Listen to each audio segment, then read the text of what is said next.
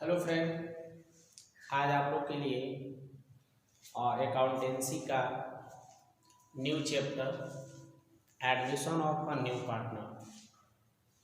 आज हम लोग पढ़ने वाले हैं admission of new partner.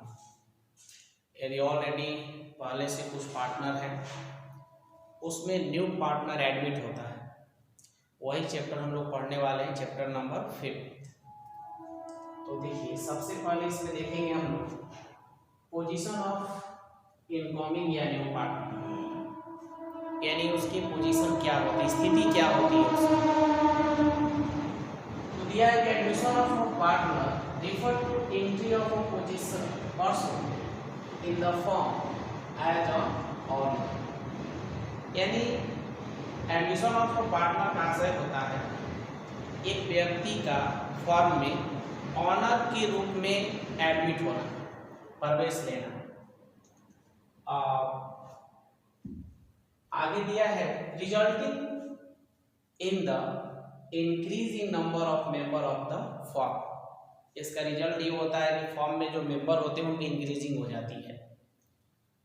New admission of partner refers new member का एडमिशन ऑनर के रूप में होना, और उसका रिजल्टिंग ये होता है कि जो हमारे फर्म के मेंबर हैं उनकी नंबर ऑफ मेंबर इंक्रीज हो जाता है। आगे दिया है as per section 31 of the Indian Partnership Act, no new partner can enter into partnership until the old partner give their asset. हमारे इंडियन पार्टनरशिप एक्ट के अकॉर्डिंग कोई भी new partner without permission of old partner वो admission नहीं ले सकता है।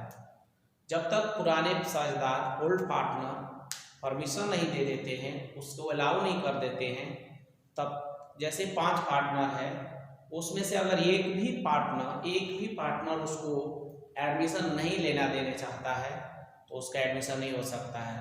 All old partner का परमिशन का होना जरूरी है, तभी जाकर वो एडमिट हो सकता है। आगे दिया है कि new partner after admission will be responsible for all the acts of the firm, but he not be responsible for the act committed by the firm prior his admission।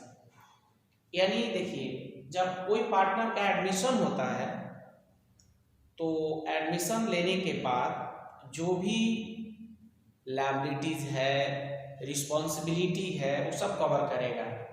But admission लेने से पहले जो भी liabilities है, responsibility है, यदि कोई loan है तो उसके लिए वो कभी रिस्पॉन्सिबिलिटी उसका नहीं होगा।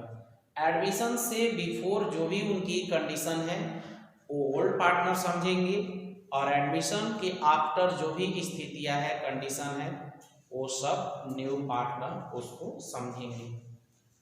तो अब हम लोग बात करेंगे meaning of admission of a partner.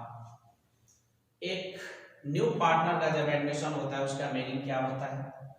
तो the admission of new partner refer to reconstitution of the partnership. एक न्यू पार्टनर का एडमिशन से आशय है, रिफर है रिकॉन्स्टिट्यूशन ऑफ पार्टनरशिप फॉर्म। यानी जो न्यू पार्टनर का एडमिशन होता है तो हम कह सकते हैं reconstitution of partnership, also called reconstitution of partnership. यानी उसको हम रिकॉन्स्टिट्यूशन ऑफ पार्टनरशिप भी बोल सकते हैं, क्योंकि आपको पता ही है कि आप पढ़ चुके हैं चैप्टर रिकॉन्स्टिट्यूशन ऑफ पार्टनरशिप। उसमें हम लोग सेकेंड इसका ऑप्शन था कि admission of a new partner, तो हम बोल सकते हैं कि admission of partner means reconstitution of partnership form. यानी जब पार्टनर का एडमिशन होता है तो पार्टनरशिप का क्या होता है, रिकॉन्स्टिट्यूशन होता है, पुनर्गठन होता है।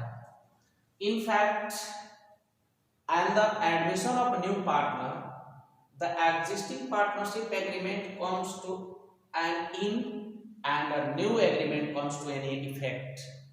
यानी जब किसी पार्टनर का एडमिशन होता है तो उस कंडीशन में न्यू पार्टनर का एडमिशन होने के कारण जो हमारा ओल्ड एग्रीमेंट होता है, पार्टनरशिप एग्रीमेंट, उसको एंड कर दिया जाता है और उसके जगह पर एक न्यू एग्रीमेंट को इफेक्ट में लाया जाता है। तो ये हुआ हमारा, हम लोग पढ़े अभी कि कोई भी अगर न्यू पार्टनर एडमिशन लेता है तो उसकी पोजीशन ये होती है कि वो यदि वो एक बिजनेस में ऑनर के कैटेगरी से वो एडमिशन लेता है और उसके आने का रिजल्ट ये होता है कि मेंबर ऑफ नंबर बढ़ जाते हैं। दूसरी चीज़ है कि कोई भी न्यू पार्टनर एडमिट जब तक नहीं हो पाएगा जब तक कि ओल्ड पार्टनर उसको परमिशन नहीं दे देते हैं। और जब न्यू पार्टनर एडमिट करता है तो किसी भी ऑर्गेनाइजेशन में एडमिट करता है तो एडमिशन से बिफोर जो भी उस ऑर्गेनाइजेशन पर लायबिलिटीज है, लोन है, उसके लिए वो रिस्पॉन्सिबल नहीं होगा। बट एडमिशन आफ्टर कोई भी लायबिलिटीज, लोन हो, ऑर्गेनाइजेशन हो, उसके लिए वो रिस्पॉन्सिबल होगा। और मीनिंग में हम लोग पढ़े कि new admission of partner means reconstitution of partnership. यदि पार्टनर का एडमिशन हो रहा है तो रिकॉन्स्टिट्यूशन हो रहा है। और यहाँ पर इनफैक्ट जो हमारा ओल्ड एग्रीमेंट होता है उसको इंड कर देते हैं, समाप्त कर देते हैं और उसके जगह पर नए एग्रीमेंट हम लोग इफेक्ट में लाते हैं और जो पुराना हमारा एग्रीमेंट है वो समाप्त हो जाता है। देखिए, यदि कोई बिजनेस है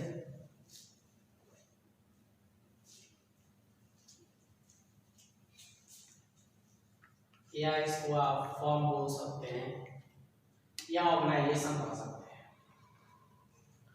तो इसमें ए, बी और सी पार्टनर है और इसमें डी जो है एडमिशन लेना चाहता है। तो इस फॉर्म में आने के लिए, इस बिजनेस ऑर्गेनाइजेशन में उसे आने के लिए उसे दो चीजें डिमांड की जाती है फॉर्म के तरफ से। जो ओल्ड पार्टनर होते हैं उन्हें दो चीज की डिमांड होती है। जैसे एक चीज तो इनको लेकर आना है कैपिटल और दूसरी चीज इन्हें लेकर आना है गुडविल। तो फॉर्म में एडमिशन के लिए यदि एबीसी उसके लिए एग्री है कि डी को एडमिट कराया जाए तो उसके लिए डी को दो चीज लाना कंपल्सरी है, कैपिटल, गुडविल। अब देखिए, जैसे कैपिटल इसलिए लाना है क्योंकि ये जो पार्टनर लोग हैं तीनों कैपिटल पहले से इन्वॉल्व किया है। तो आप किसी भी बिजनेस में जाएंगे तो आपको वहां पर कैपिटल कंट्रीब्यूट करना कंपल्सरी होगा। ये चीज तो समझ में आ रही है आपको। बट गुडविल क्या है? तो जैसे ऑलरेडी एबीसी पार्टनर हैं, अपने बिजनेस को ऑपरेट किए हैं, बिजनेस को मार्केट में डेवलप किए हैं, इसको सोसाइटी के नजरों में उसे डेवलप किए हैं, अपने छवि क्रिएट किए हैं, अपने रेपुटेशन बनाए हुए हैं और आप केवल अभी प्रेजेंट टाइम में आएंगे और बोलेंगे कि आप हमें पार्टिसिपेट कराइए। तो ठीक है, उस पार्टिसिपेट तो कराएगा, बट जो ओल्ड पार्टनर है वो आपसे बोलेगा कि हम जो मार्केट में रेपुटेशन बनाए हुए हैं, जो हमारी कंपनी है या पार्टनरशिप है या बिजनेस है जो हम लोग रन करा रहे हैं, जो हम लोग बेनिफिट अर्निंग कर रहे हैं, उसमें ऑटोमेटिक आप आइएगा और आप प्रॉफिट अर्निंग कीजिएगा। तो आप ऐसा करें कि हम लोग जो एक्स्ट्रा जो बेनिफिट जो आपके लिए हम लोग प्रॉफिट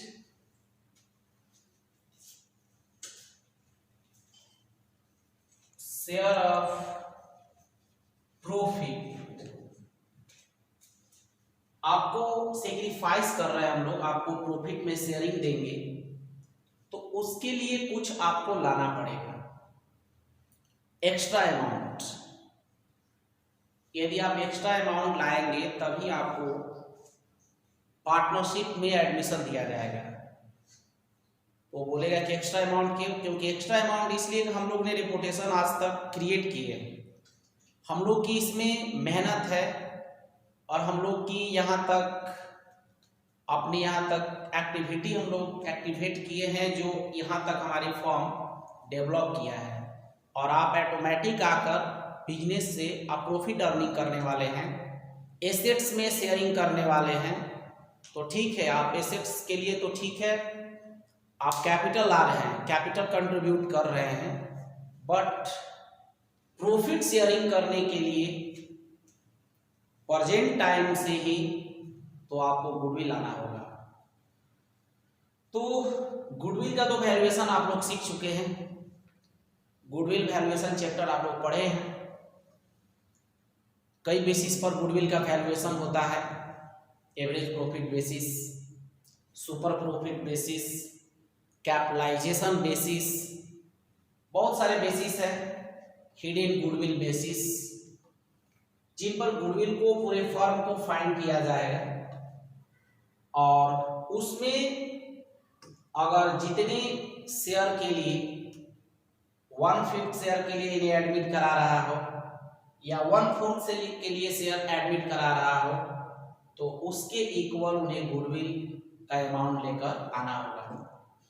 और ये दो चीज लेकर आते हैं, कैपिटल और गुडविल, इन्हें शेयर ऑफ प्रॉफिट, प्रॉफिट में हिस्सा दिया जाता है, शेयर ऑफ एसेट्स, एसेट्स में भी वो हिस्सा लेते हैं। अब चीज ये गुडविल जो लेकर आते हैं, तो इसमें से कौन लेगा, ए लेगा, बी लेगा कि सी लेगा? तो इसका भी रूल होता है कि जो पार्टनर न्यू पार्टनर के लिए, जो ओल्ड पार्टनर है, न्यू पार्टनर के लिए अपने प्रॉफिट शेयर का जितना पार्ट सरेंडर करेगा, सेक्रीफाइस करेगा, वही अगर ए ने केवल सेक्रीफाइस किया उसके प्रॉफिट शेयर को, तो उसके गुडविल का केवल हिस्सा कौन लेगा? ए लेगा। ए बी दोनों ने थोड़ा थोड़ा सेक्रीफाइस किया, सम पार्ट ए और सम पार्ट बी ने सेक्रीफाइस किया, तो डी के लाए हुए गुडविल को ए भी लेगा और बी भी लेगा। अगर तीनों ने किया तो तीनों लेगा। यानी जो पार्टनर यदि अपने प्रॉफिट का शेयर में सेक्रीफाइस जितने करेंगे उतने उतने गुडविल का शेयरिंग अपने में करेंगे। तो वो गुडविल एक्स्ट्रा अमाउंट होता है, वो गुडविल या तो अपने कैपिटल में ऐड कर लेते हैं या तो पार्टनरशिप फॉर्म से वो निकाल भी सकते हैं, ये उनके ऊपर डिपेंड करता है। उसको विड्रॉल भी कर सकते हैं पार्टनरशिप से या उसको रिमेनिंग वहाँ पर छोड़ भी सकते हैं, पार्टनरशिप में रहने भी दे सकते हैं। तो ये हमारी कंडीशन है कि जब कोई एबीसी पार्टनर है, डी एडमिशन लेगा तो उसे दो चीज कंपल्सरी लाना है, कैपिटल, गुडविल। कैपिटल एसेट्स में शेयरिंग करने के लिए, गुडविल प्रॉफिट, ऑटोमेटिक प्रॉफिट में शेयरिंग अभी करना है तो आपको गुडविल लाना पड़ेगा। एग्जाम्पल आपको देंगे, जैसे अगर हम कोचिंग वाले हैं और एक बच्चा कहता है कि सर हम आपके साथ पार्टिसिपेट करना चाहते हैं, आपके साथ हम बिजनेस ऑपरेट करना चाहते हैं, तो हम बोलेंगे कि ठीक है, जो बेसिक इंफ्रास्ट्रक्चर में जो अमाउंट हमारा इन्वेस्ट हुआ है उस अमाउंट का 50 दे दो, अब प्लस में जो हम मार्केट में रेपुटेशन बनाए हुए हैं, जितने हमारे पास नंबर ऑफ स्टूडेंट हैं उनके इक्वल 50 अमाउंट दे दो हमें, क्योंकि तुम 50 का पार्टनर बनने जा रहे हो। तो बोलेगा कि सर वो अमाउंट क्यों? तो क्योंकि तुम करेंट टाइम से ही बेनिफिट में शेयरिंग करने वाले हो, तो तब तक तुम्हें हम नहीं शेयरिंग देंगे, तब कैपिटल तो तुम दिया केवल, जो हमारे एसेट्स में कंट्रीब्यूशन था उसके लिए दिया, लेकिन करेंट टाइम में प्रॉफिट शेयरिंग तुम रिसीव अगर करना चाहते हो तो तुम्हें गुडविल या प्रीमियम हमें लाकर देना होगा। वो भी वैल्यूएट किया जाएगा या तो नंबर ऑफ स्टूडेंट के बेसिस पर या रेपुटेशन के बेसिस पर। बहुत सारे बेसिस होते हैं जिनके बेसिस पर हम लोग गुडविल वैल्यूएट करके उसकी इक्वल से डिमांड किया जा सकता है। और जो न्यू पार्टनर आता है उसको दो चीज देनी होती है, शेयर ऑफ प्रॉफिट, प्रॉफिट में हिस्सा देना होता है, और share of assets, share of assets, ये दो चीज मिलेगा। और ये जो गुडविल लेकर न्यू पार्टनर आएगा, ये तीनों पार्टनर यदि मिल करके उसको प्रॉफिट का शेयर सेक्रीफाइस करते हैं तो तीनों उस गुडविल में शेयरिंग करेंगे। अगर एक पार्टनर सेक्रीफाइस करता है तो केवल एक पार्टनर उस गुडविल को शेयर करेगा, दो करता है तो दो लेगा, तीन करता है तो तीन लेगा। Effect of admission of new partner, जब न्यू पार्टनर का एडमिशन होता है तो उसका इफेक्ट क्या होता है सैलरी फर्म पर। फर्स्ट है कि the admission of a partner constituted the termination of the old partnership and the commencement of a new firm, यानी ओल्ड जो पार्टनरशिप होता है उसको टर्मिनेट कर दिया जाता है और उसके जगह पर एक न्यू फर्म को कमेंसमेंट किया जाता है, स्टार्ट किया जाता है। फर्स्ट इफेक्ट ये, the new partner is the intended to share future profit, new partner को फ्यूचर में प्रॉफिट भी दी जाती है। In effect the combined share of the old partner is reduced, जो हमारे ओल्ड पार्टनर होते हैं उनके कंबाइंड फॉर्म में सभी का जो प्रॉफिट शेयरिंग होती है वो क्या होती है, उनकी रिड्यूस हो जाती है, कम हो जाती है। स्वाभाविक है कि जब ओल्ड पार्टनर अपने प्रॉफिट शेयरिंग से न्यू पार्टनर को प्रॉफिट शेयर देते हैं तो वहाँ पर ओल्ड पार्टनर का जो प्रॉफिट शेयरिंग है वो रिड्यूस होना स्वाभाविक है। थर्ड में है कि the number of partner increase in the firm, तो जब किसी पार्टनर का एडमिशन होगा तो वहाँ पर नंबर ऑफ मेंबर इंक्रीज करेगा ही करेगा, जहाँ 5 थे वहाँ पर 6 हो जाएगा, 6 थे तो 7 हो जाएगा। फोर्थ में है कि the new partner acquires right of sharing in the future profit of the firm, यानी न्यू पार्टनर का फ्यूचर में प्रॉफिट पाने का अधिकार है। टू एक्वायर दिस राइट, इस राइट को एक्वायर करने के लिए ही generally required to bring his share of goodwill, इस प्रॉफिट राइट रिसीव करने के लिए, एक्सेप्ट करने के लिए उसे जनरली अपने शेयर का गुडविल लाना जरूरी होता है। The amount of goodwill to be shared by the old partner in their sacrificing ratio, यानी जो हमारे ओल्ड पार्टनर है और जो न्यू पार्टनर गुडविल लेकर आता है उसको सेक्रीफाइस रेशियो में क्या करते हैं, डिस्ट्रीब्यूट करते हैं। और सेक्रीफाइस रेशियो के बारे में आप लोग तो पता ही है, तो